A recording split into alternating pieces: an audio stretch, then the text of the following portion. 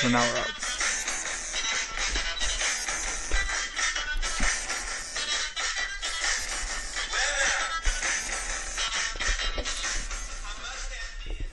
And welcome to Sports Today. This is Josh Brown. I'm joined by Kaiser DeCam, and we're going to have a great day for you.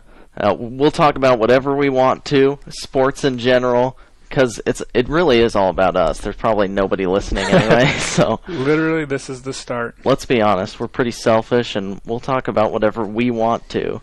But eventually, this is kind of our first test run. We just want to see how things go, and if we can talk about sports for half an hour to an hour and just see what happens. And we'll, eventually we want to launch the social media presence and maybe get a blog going too, much in the vein of KSR here in Kentucky. But we'll see what happens. And Kaiser, glad to be joining you.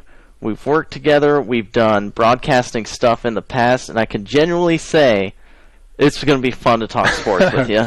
It's gonna be a good long ride. We'll see. And just to go through kind of our rundown for today and the sports we'll be talking today, we kind of take a cue from Cowherd, SVP, and Rosillo, and some of those guys on ESPN on the top headlines of the day.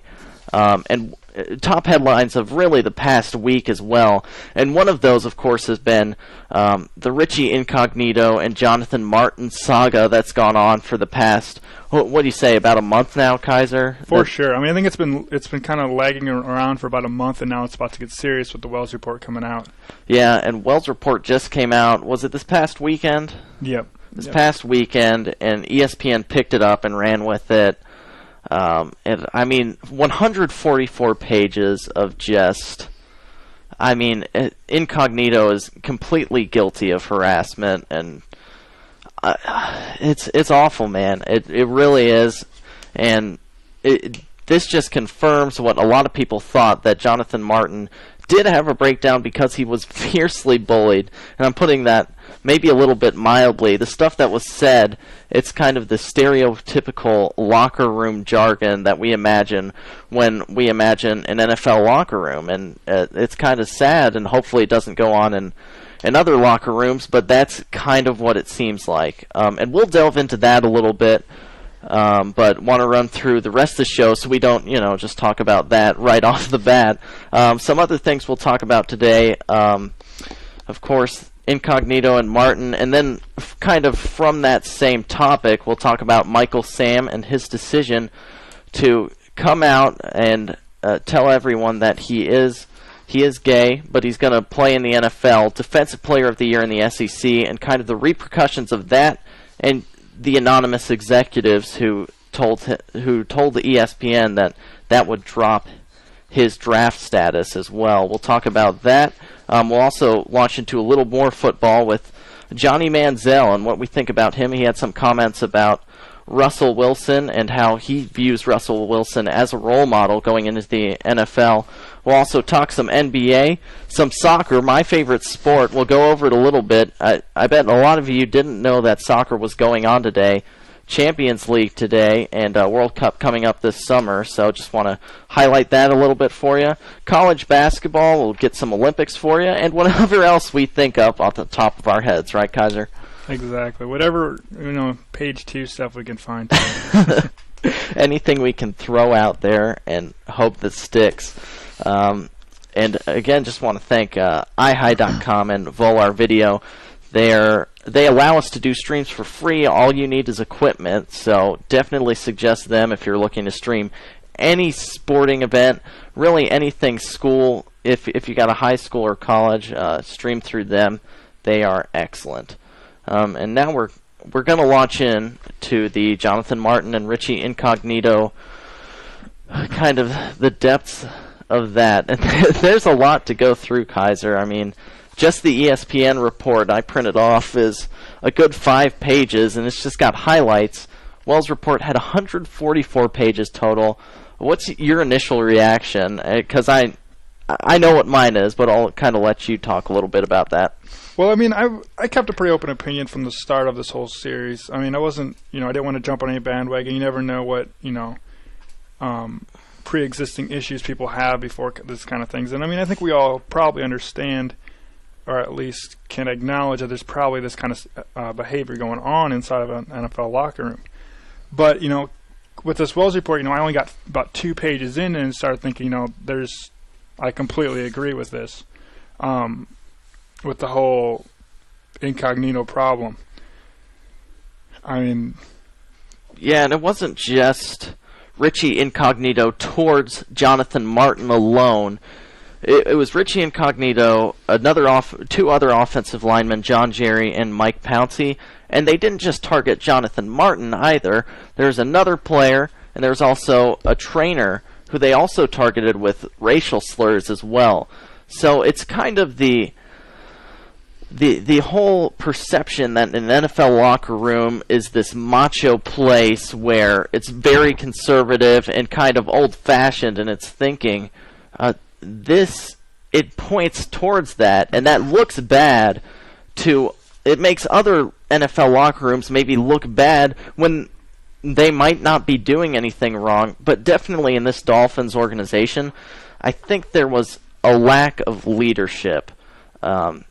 Because Richie Incognito, he was a part of the leadership on this team, and to think that he was leading these other guys and harassing people, eventually leading to Jonathan Martin breaking down and checking himself into a hospital, is kind of a scary thought. Right. I think the biggest issue here, I mean, the biggest problem here is that, you know, it's not 2 guys that are battling back and forth. You know, that's kind of how it started out, but now that you have these 2 other players that are working alongside Incognito, it's kind of like, well, you know, 3-on-1 isn't fair at all. I mean, he had an argument at first when it's just, you know, well, we just banter back and forth, you know, mano y mano, but when you throw 2 other players who are also harassing him, you got a problem.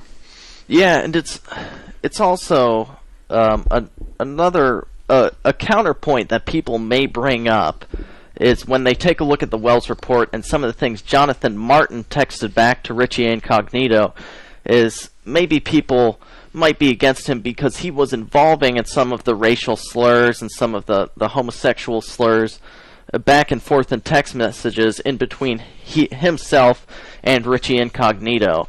And the Wells report does confirm that, but at least my opinion is Jonathan Martin was trying to relate with that group, with Pouncey and Incognito, and he wanted to be involved in the locker room and to be buddies with them, and he kind of became comfortable with using the same language they were and using it as a shell, kind of. Yeah, and I think that's kind of the biggest problem. I mean, I think we can all probably relate a little bit going back to, you know, high school days. You played in high school athletics. You know, there's always probably that one guy or 2 that kind of got the bad end of it with a couple of, you know, sometimes even leaders on the team. But yeah, and it's interesting that it would happen in an NFL locker room in a setting we imagine is a little more professional. I think a lot when I think of like the Patriots, I think of the Packers, I think of now the Seahawks, I think of teams that would never stand for that sort of thing, and I think it points to the coaches and maybe the upper management at the Dolphins not handling the situation correctly, and I think it's because they didn't know what was going on is probably the worst part. Maybe they knew things were being said, but not to the extent that it appears in the text messages and everything back and forth between Martin and Incognito. And that's going to lead into our next, those racial slurs and homosexual slurs and the whole environment of an NFL locker room. That'll lead us into talking a little bit about Michael Sam and his decision to come out before the NFL draft. And we'll get back to that right after a little bit of a break on Sports Today with Josh Brown and Kaiser Cannon. Please join us back after the break.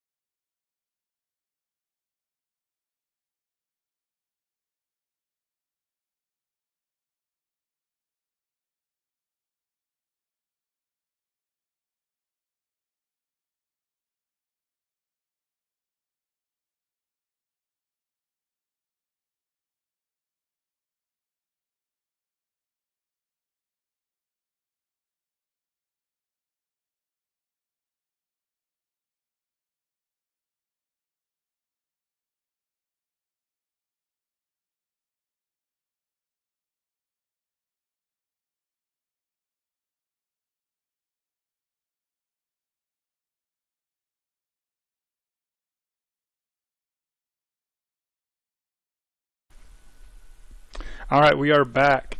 We are still talking about Richie Ignat. Man, I have trouble saying that almost every time. I don't know why. It's Incognito and Martin.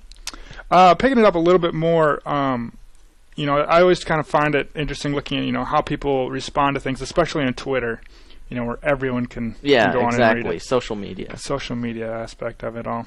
Incognito tweeted, I believe, last night, actually just yesterday in general. First of all, I start off by, he said, I apologize for acting like the big baby I was the last few days. Mm-hmm. This has been so much on me and my family. I just want to play football. And he kept going, I want everyone to know I'm in good spirits and looking forward to playing again one day. I'd like to send my apologies to Jonathan. Until someone tells me different, you're still my brother. No hard feelings. Smiley face. So I guess it's all over now. I think that's just... I think it's Incognito trying to save face at this point because he's already dug himself a huge hole. Before he sent out those messages last night, all of his tweets were basically saying, Jonathan Martin, you're a liar, the Wells report is unfounded, nothing, and, exactly. Not all of that is true. And then he fired off a tweet at his representatives and agent that... I don't know if you saw this one, but this one's pretty funny too. It said, "You are fired," with about 20 exclamation points. And then have a wonderful and blessed happy Sunday. And how does Joe, his agent, still have a job? Oh man. So I missed that one. That was one that he tweeted out on Sunday actually. And all of his tweets before these that he had last night were basically condemning Jonathan Martin, saying that some of the things he was saying were lies, and then he even takes out his own representatives and agent in the tweet, and he's just burning everything around him. Yeah, I hate to say it, but he's a good football player. He may find himself on another team is the scary thing about this situation. Mm-hmm. And this isn't the only incident he's had in his past. There's also been when he goes out with some of his teammates, he'll get drunk, he gets angry, some different stuff in the past. So it's not the only thing. And I'd hate for a team to say, "Oh, he's a really good football player, though. He's going to get better." I don't want him to find another team after this, because it's just a terrible thing to break someone down like that, mentally and emotionally, and then to find another team after that and just say, okay, everything's forgiven, get back out on the field. That's really not how it works in the real world sometimes.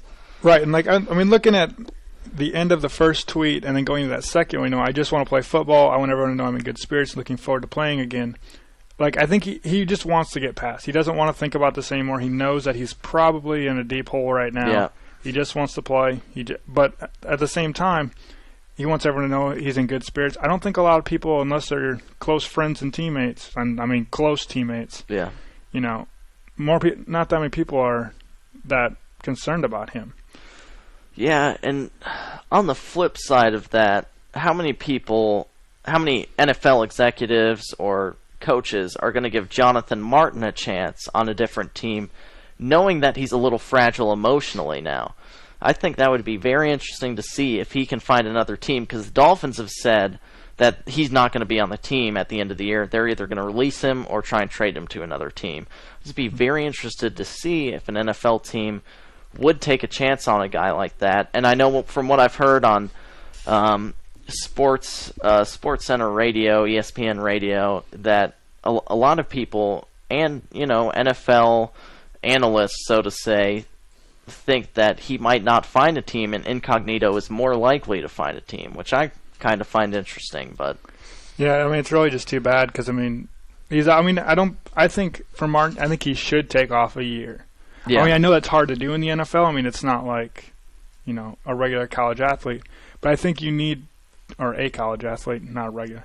But I think he should take a look at himself and say, do I really want to play football if this is what I have to go through? And I know it should get better from here on out, but if it doesn't, is it worth it? Yeah, it's a very interesting situation, and It's a bad day. It was a bad year for Jonathan Martin having to be in that environment. Speaking of the NFL locker room environment, another story from this past week that was pretty high on the NFL and public exposure list was the story of Michael Sam coming out, and of course the timing of it right before the draft. Many people thought it was calculated by his agent and the people around him. But here's the thing, I think 2/3 of the NFL teams would have known already. The entire Missouri football team knew already that he was gay, and he's finally just told everybody, yes, I am, and I'm going to play in the NFL. And I think it's a very bold move, very courageous of him, and I wish the guy all the luck in the world. And right after it happened, Sports Illustrated had this story where unnamed NFL executives, GMs, former GM, and some other personnel in the NFL said that this would definitely affect his draft stock, and that also NFL locker rooms might not be comfortable with it. Kaiser, I don't know if you have an opinion on it. Do you really think that an NFL locker room, we can kind of point back towards the incognito case, do you think it would be a toxic environment possibly for Michael Sam? I think it's really going to depend on the team he goes to. I mean, it's hard to say. I don't think as a whole it's going to hurt him. Across the board it's going to hurt him or not matter. Because I think there's going to be teams that are definitely going to be like, well, we don't want to deal with this. They don't want to deal with the extra publicity. And, publicity is always good, but I don't think you want to be in the spotlight forever on how your players are being treated, because it's not something you want your press to be focused on. But at the same time, for some teams, they may take the risk because he's a good player. The thing is that, he's SEC Defensive Player of the Year. Yeah. People are going to want him. Yeah, he's definitely a great football player. There's no doubting that. And it'll just, as you said, the media scrutiny on that team will become a little bit higher solely because he's on the team.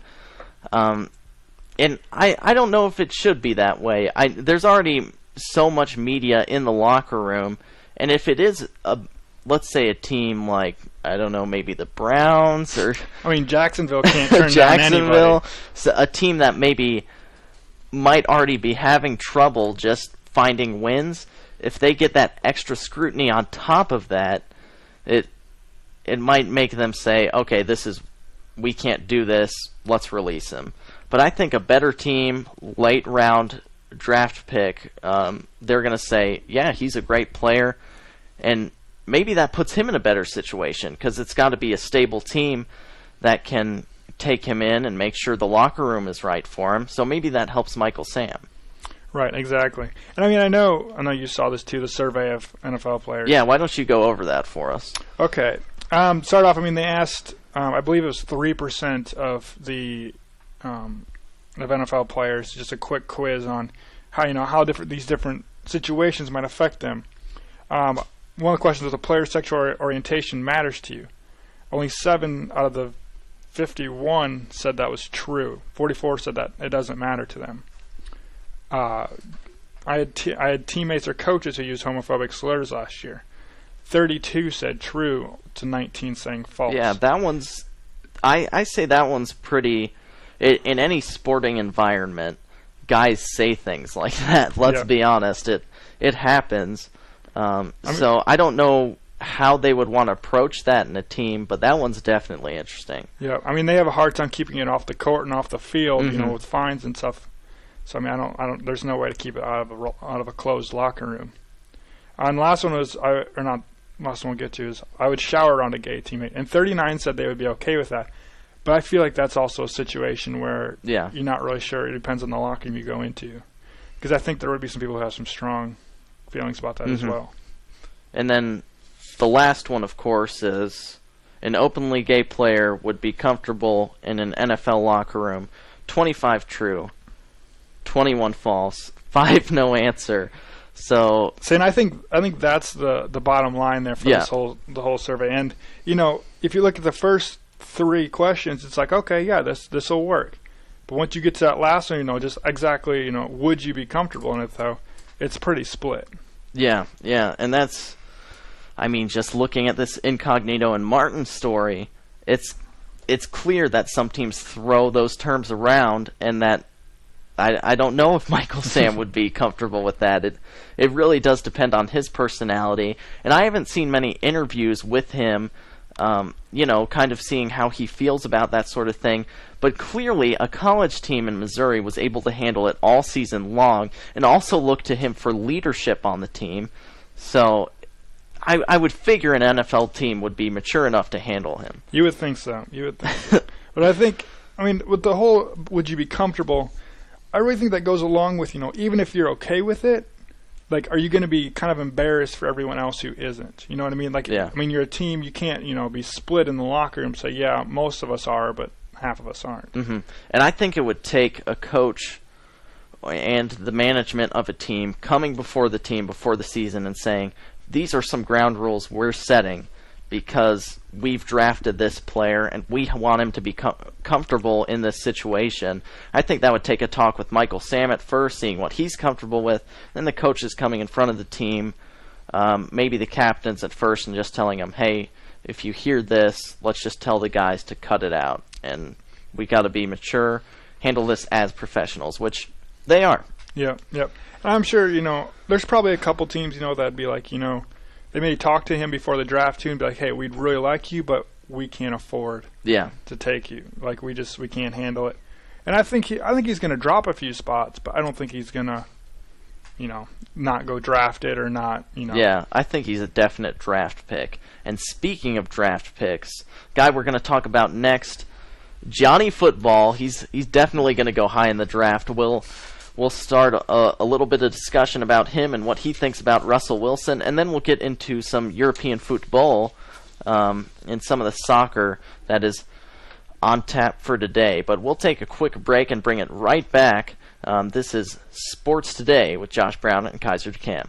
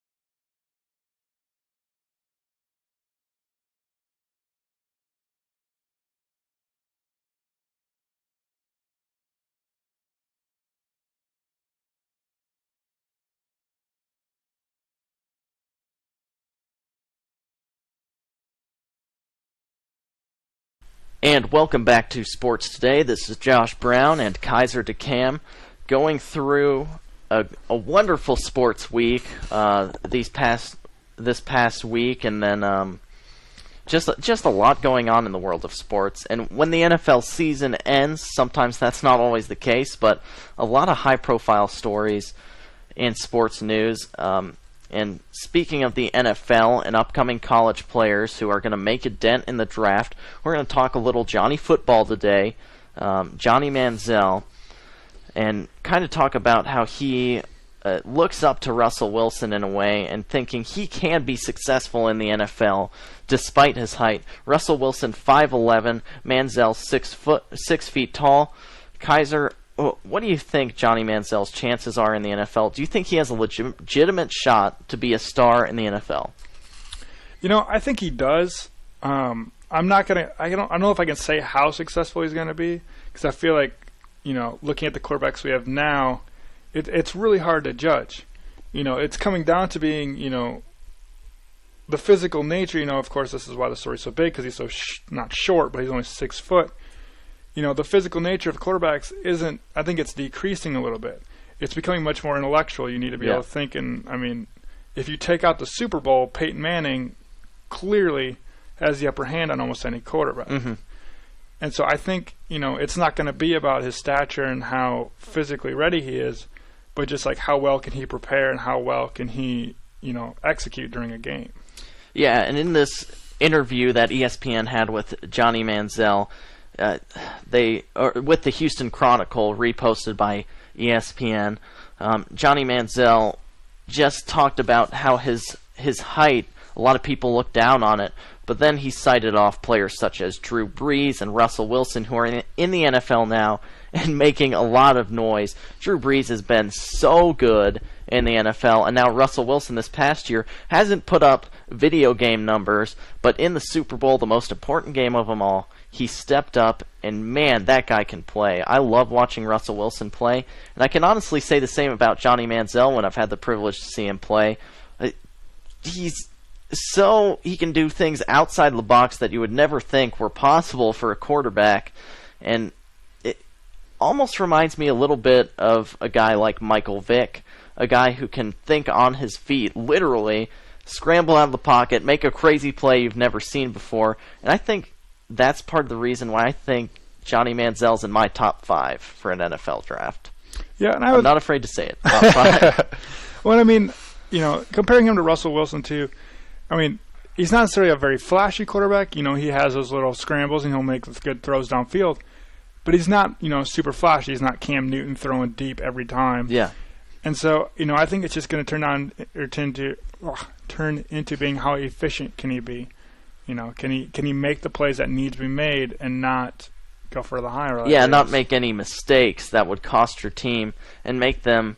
Another player you can kind of say who he's kind of similar to is Tony Romo, a guy who can scramble and make insane plays, but then he'll make an error at the end of the game, and all the Cowboys fans want to string him up, Yeah, yeah. But it'll be interesting to see. I think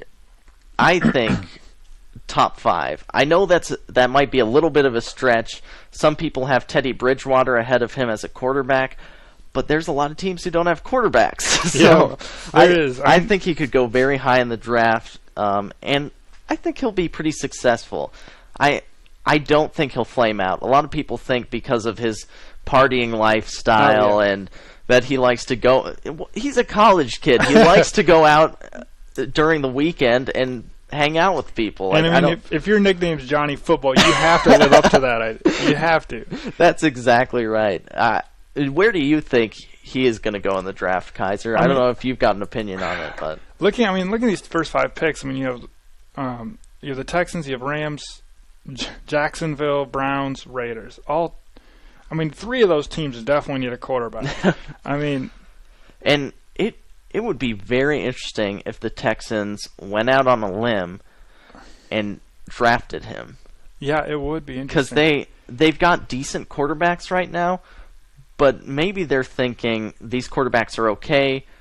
But then you looked at the end of the middle of the year, they were just switching them out. Keenum was playing, and then Schaub was playing, and then they're like, okay, Keenum, you can play again. And it was not a good situation for him. So maybe they're thinking, this guy's from Texas. He went to school at Texas A&M. Let's bring him in, and let's see what happens. Well, I think, we're kind of in a new fad, recently where, people are starting freshman quarterbacks. You see Andrew Luck come in and just throw and throw and throw and be super successful. But in the past, that hasn't always been the case. I think this past year, it was the first time ever that 3 rookie quarterbacks started that first game. Yeah. And so, maybe that was a one-time year. Maybe we're turning more into that where teams are trusting their freshman quarterbacks. And if you look at, like I said, the top 5, you have Jacksonville at 3, who definitely need a quarterback.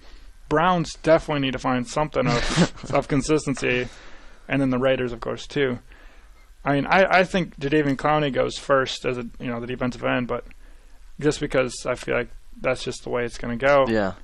And I believe the Rams said they're sticking with what's his name? Bradford. Bradford. Yeah. I was going to say Bradshaw. I could not get that out of my head. Bradford. And so I think he'll go to either Jacksonville. Maybe Teddy Bridgewater could sneak up there, but yeah, it'll be interesting to see where he eventually lands. But he thinks he's the next Russell Wilson or Drew Brees, so we'll see what happens. He's got a lot to prove with that as well. And speaking of football of a different sort, going on right now, some Champions League soccer games, and No, not a lot of Americans pay attention to the European soccer leagues. They really only pay attention when the World Cup is on. But if you've me. if you've got ESPN on and you're looking for some games, I believe Manchester City and Barcelona will be on ESPN. Not totally sure about that, but I will double check. But on live right now, Paris Saint-Germain and Leverkusen. It's a French team and a German team. It's PSG and Leverkusen, Bayern Leverkusen. Two very good teams. PSG already up 1-0, 15 minutes gone. Man City and Barcelona, two powerhouses in their respective leagues. Barcelona, of course, a lot of Spanish internationals on their team, so if you're curious about what their World Cup team is going to look like, they've got a lot of Barcelona players. And then Man City, they've got guys from all over the place. They've got a few Spanish guys, Ivory Coast, French, all over the place. They've got some high-profile players too. So if you want to see some European soccer and kind of want to get an experience of it, both those games on right now. And I don't know if you want to watch them, Kaiser, but if it's on and there's nothing else on, I'll watch a few minutes, or I'll for sure catch highlights in the morning. But yeah, and it is only a 45-minute halves. So if you're just sitting at home and you're like, man, I have no life, I want to do something new, go ahead and watch those games. Barcelona and Man City is a very interesting one. Barcelona, one of the best passing teams in the world. So if you want to check those out, those are live now. Also live, a lot of Olympics events been going on these past few days. And the medal count as it stands now, let's see, I just had it up. Netherlands and U.S. are now tied at 20s apiece, and Russia has 19. Russia and U.S. were tied at the beginning of the day. Yes, it's been really going back and forth. I kind of thought the U.S. was going to start slipping, but they've stayed up. Yeah, they've got They don't have too many silvers and golds right now. Just 6 golds, 4 silvers. They got 10 bronzes though, so they're stacking up the third place finishes. But exciting stuff. And I don't know if you saw yesterday, Bodie Miller, after his run, and the NBC interviewer going up to him and asking him the same question repeatedly. I don't know if you've heard that story. I've heard the story. I haven't got a chance to see the interview, but I did. I saw some action on Twitter about it. Some people thought it was a little brutal that she asked him about his brother who had died with the past year, and then she pretty much rephrased the question twice as this guy's breaking down and crying.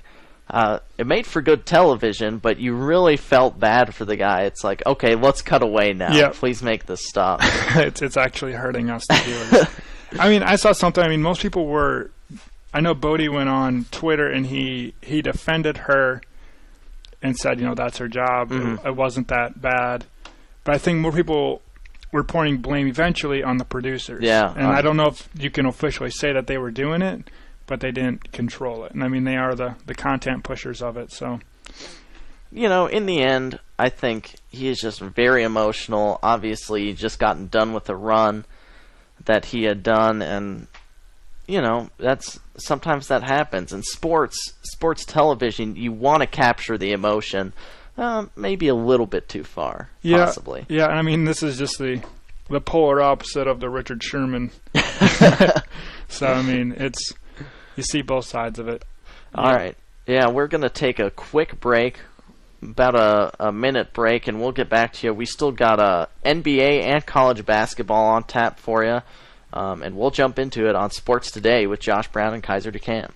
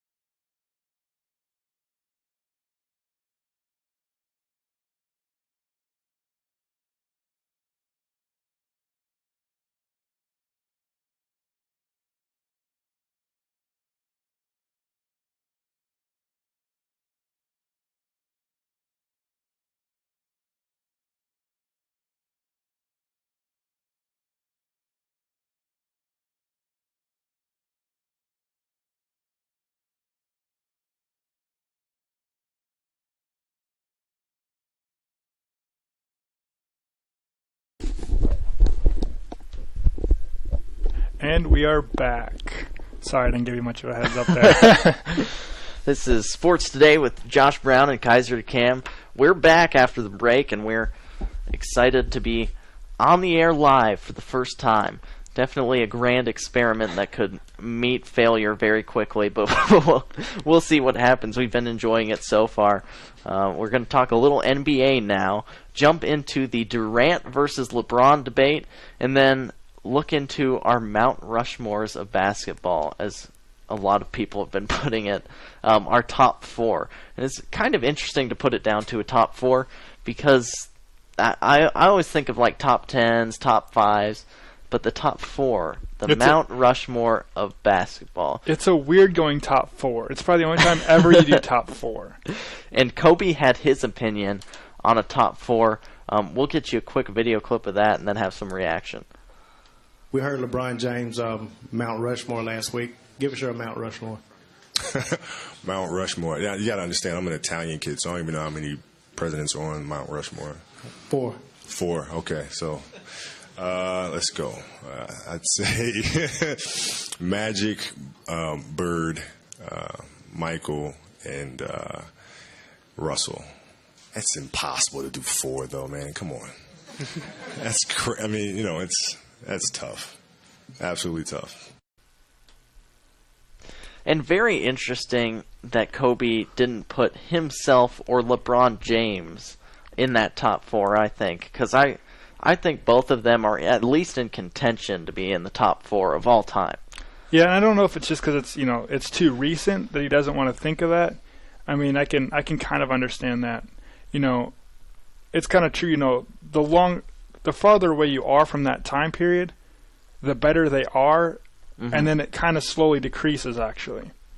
Because I think, if you ask anyone who the best basketball player ever was, I think most are going to say Michael Jordan. Yeah. However, I know for like me, I never got to see a lot of, the old-timers play. Mm-hmm. And so I think, I don't know. It's kind of tough to judge. It really is. I mean, unless you're an avid basketball fan, Yeah. Kobe can go back, but I think he's going to kind of forget about who we're at right now. And I'm going to go ahead and step out on the limb here and give you my top 4. This is all time. It's a little scary for me. I don't know. This is up for debate. So this is by no means my final 4 of all time. This is kind of just off the top of my head who I was thinking if I were to have to do it on the spot. And at the top, I've got MJ, of course.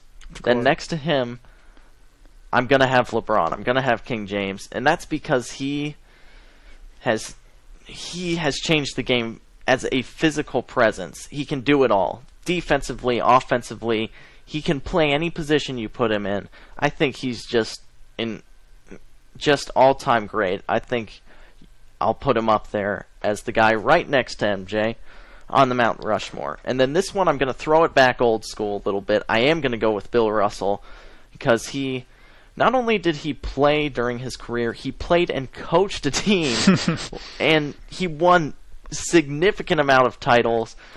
Dude was incredible and way ahead of his time. Big 7-footer, big black dude who could just he can throw it down, he could defend, rebound, and most of all, he played for his teammates. A great team player, so I'm going to put him up there as well. And then this last one is a very personal preference of mine. And it's between 2 guys, okay? You ready for this? Okay, I'm ready. Yeah, give it to me. It's going to be Hakeem Olajuwon and Allen Iverson. They're going to be 4A and 4B, just because I love the way both of them play.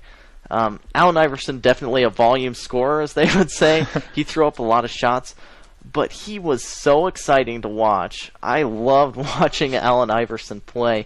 He could cross anybody, and he just played with attitude, and I loved it. Every time. And some people were like, the old whiny white people who like defense, they're like, oh man, he's a punk out there. He's got the practice interview. I don't like him. I loved Allen Iverson. That guy could ball. And Hakeem Olajuwon, another guy who was the way he played was so not typical for a big man. I have to put him on there because that guy could float. He was incredibly athletic and just a great basketball player. I love watching highlights of him. I think the Allen Iverson's gravestone should say, he could just ball. He could just ball, man. Ball. That's exactly what he is. Exactly. Do you have a top 4? It's tough. It's tough it off is. the top of your head. I mean, it should really be a top, 10. I of course I went with MJ, of course, right off the top. Bill Russell, and then I threw Larry Bird in there. I like Larry. He's a good shooter. I love watching. I love shooters. Yeah. I love little mid-range, range shooters. But then for that fourth. I know the fourth one's tough. It is, and I mean, just putting a little rule on myself, look a little bit more modern, a little more recent. I just put 4A, 4B, LeBron or Kobe. Yeah, and, I agree with that. I think Kobe's at least got to be in the discussion. Yeah, and I think so too. And I think LeBron should be 2, but LeBron has a lot more to prove. Yeah. LeBron, I mean, he's a great player, and like you said, physically, he brings more to the table than anyone has before. But, he has 2 titles now. Uh-huh. He should have 3. It'll be interesting to see what happens with him this next free agent period. Right. Because he can leave after this season. He can. And one more thing before we go there. Yeah. My honorable mention, maybe, can Tim Duncan squeeze up there? Man, actually, that's a very good point, because once again, everybody overlooks Tim Duncan, exactly. And we have too.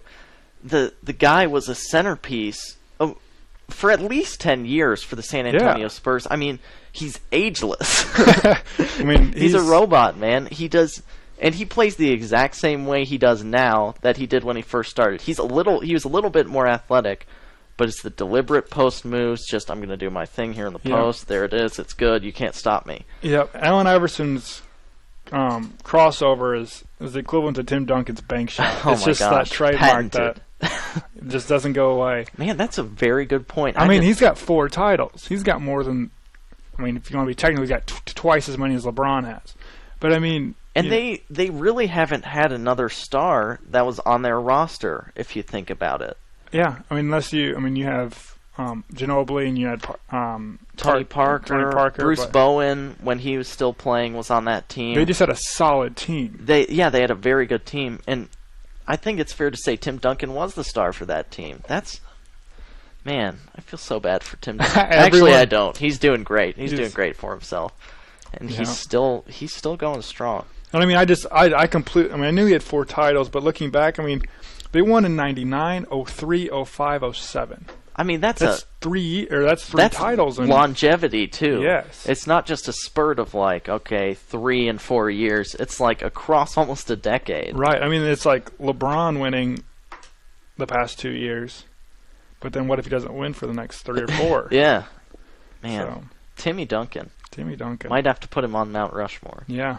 Maybe at least a little on the corner piece. We'll add a 5th guy. There you go. Just kind of chisel him in. Yeah. And speaking of basketball, we'll go into the top 25 in college basketball, kind of shift gears a little bit and talk a little more college. And we've got some games tonight, not too many top 25 matchups that are crucial, but going locally, of course, we'll talk about the UK Ole Miss game a little bit. UK goes into it, they're now ranked 18th in the top 25. And they had some struggles against Florida, let's be honest. They really did. And, I mean, it's kind of hard to pinpoint their problem. I mean, they're 18th. They come in with, top recruiting class or one of the top. They feel like they have to win and they should be winning. And they probably should be, but, they're just a young team. And kind of speaking to that point, why they don't win all the time, because they're freakish athletes. They're the best. They were the best high schoolers in the country. They should be, by all means, the best team now because they had the best recruits. I think the problem that UK runs into when they're bringing in so many of these top-level freshmen is that even for a coach as good as Coach Calipari is, it is incredibly difficult for a coach to get those guys together and to gel as a team. because they're all coming in. It's their first year in college. It's a different speed of play. It's against better competition, and then you're playing with other guys who are experiencing it for the first time as well. And they are athletic. They're a great basketball team, but it's just so hard to get that team chemistry, I feel like, because you got personalities clashing, and sometimes these personalities are guys who want the ball all the time, too. Say, and that's the thing, if you come from a high school where, you could score 30 points a game and everyone was willing to go through you to win, and now all of a sudden you're, a three-man who's, only getting to average about 12, it's kind of hard to change your mindset and your, sometimes even your emotional status of trying to, I only need this many shots, I only need this much for rebounds, you got to play as a team. And I think that is the tough thing is, it was, if you look back when UK won it 2 years ago, they had a young team with Anthony Davis, but people kind of forget they had Terrence Jones, who's a junior. You have a couple players that can kind of hold it all together. Terrence Jones having a good year in the NBA right now for the Rockets as well, I'd like to point out. And this game, I think, tonight for UK at Ole Miss is a very important one. It's one of the last games, I believe. Is it at Ole Miss? I think it's we're playing there, not in Rupp tonight. I think it's a very important game because it's one of the last games that they can build their NCAA tournament resume. The only other game they've got on the schedule that they could build some respect for themselves is at Florida, and I don't know if they can win at Florida right now. I don't think they can. I don't think there's any chance they can. If they couldn't do it in Rupp against Florida, there's no way they can do it. There's no way they can do it there. I mean, that was a college game day or a game day on ESPN, and that was the time to beat them if they could. Yeah, and it's just they'll have to win the rest of the games except for that Florida one, really, to get themselves in a good enough position in the tournament to make a run. Yeah. I think that's what they'll have to do. Some of the other top 25 games on tap for tonight, you got Louisville playing USF, Villanova at Providence, Kansas at Texas Tech, Duke at Georgia Tech, Utah State at San Diego State, Virginia at Virginia Tech, a little rivalry game there. Iowa at Indiana. Iowa's at 15. I did not know that. They're very high up. And Indiana, a tough place to play, though. That one should be interesting. And then Texas at Iowa State is the biggest one tonight in terms of ranking. You've got Texas at 19 and Iowa State at 17. I follow the Big Ten, and I didn't even know Iowa was that high. I didn't either. They beat who did they beat last week? They had a big upset at home, but I cannot remember who they beat. And I follow Wisconsin, so I'm kind of obliged to keep up with the Big Ten here.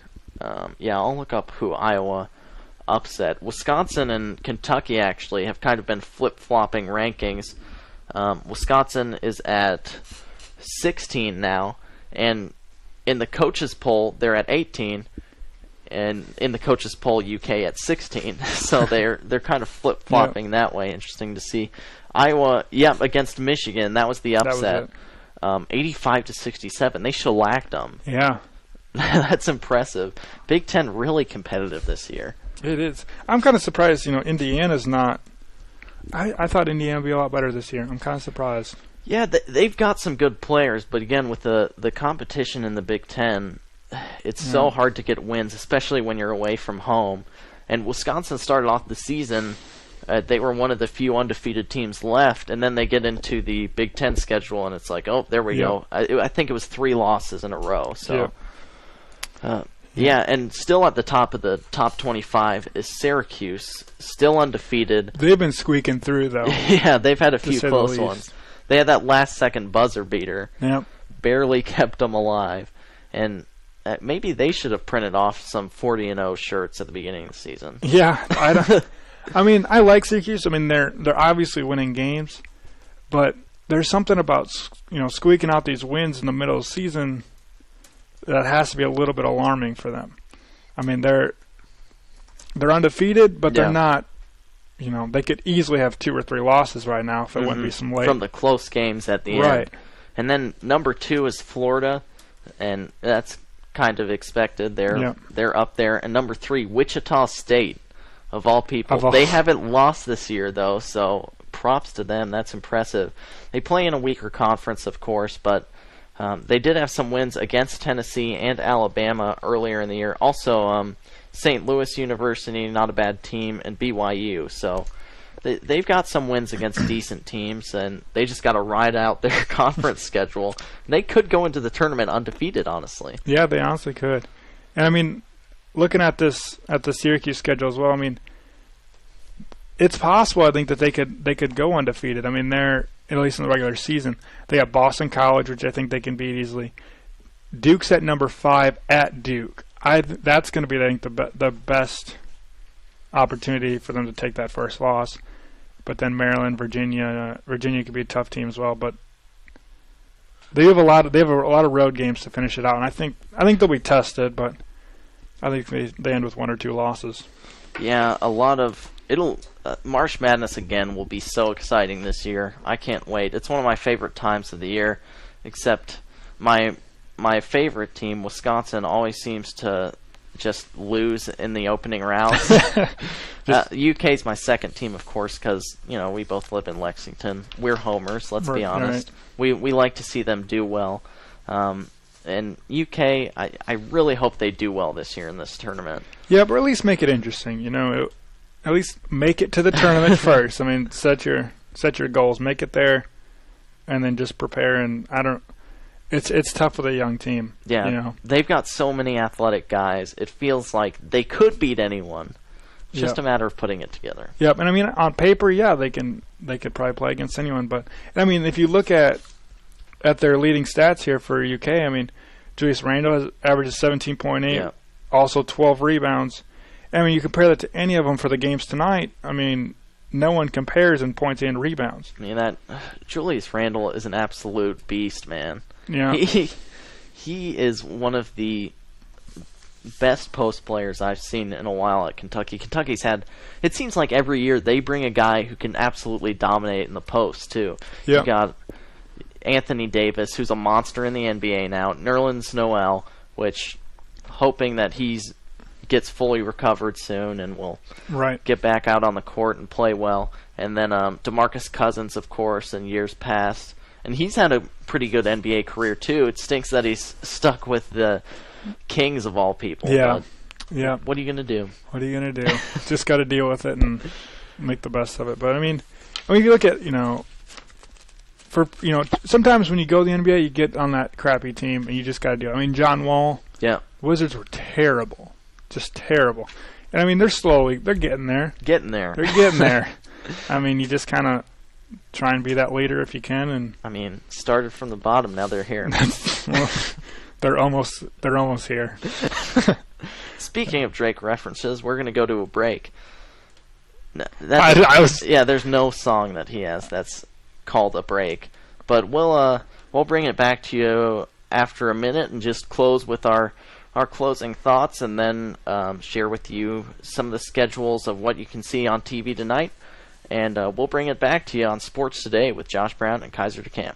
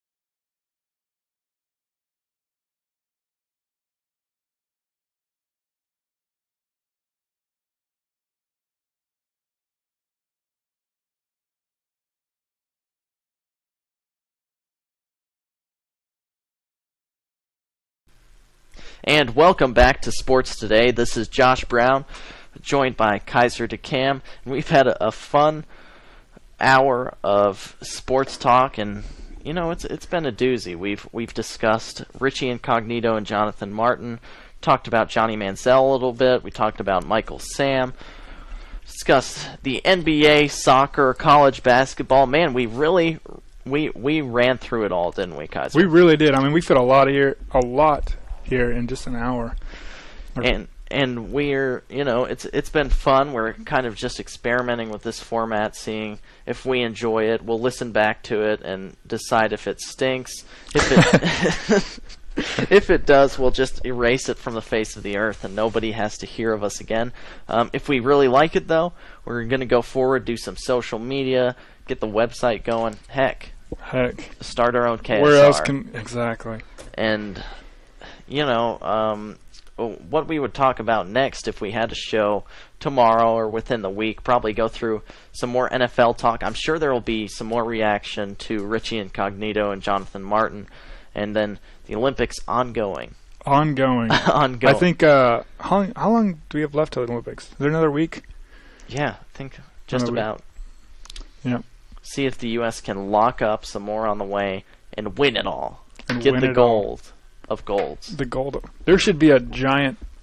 Right? There needs to be something. There needs to be something that says if you don't place in the top 3 of gold count or of medal count, something happens to your country. I know only an American would say that, but... If Jamaica doesn't win the bobsled, they just don't get to come back. They don't. That should be it. Well, it's like that in the Champions League, isn't it? If you get... I don't know. There's a premier. Any soccer league in Europe, if you do not do well enough during a season, if you don't win enough, you're relegated. Bottom 3 teams get put down, and then the Division 2 teams, they get put up. See, that's what needs to happen. That would be awesome. In everything. In life. Jacksonville Jaguars would be just done. They would just quit. They would be in like the 4th division of NFL right now. They'd be playing in the CFL. We'll get the Argonauts to come down here. What if we just send all the 3 crappiest teams to Canada? That's all we need to do. That could really do some damage. Yeah. And then from there, then you go down to Mexico. Man, that would really be revolutionary, I think. Yeah. Yeah, but I think the worst teams in the NFL probably this year, the Jaguars.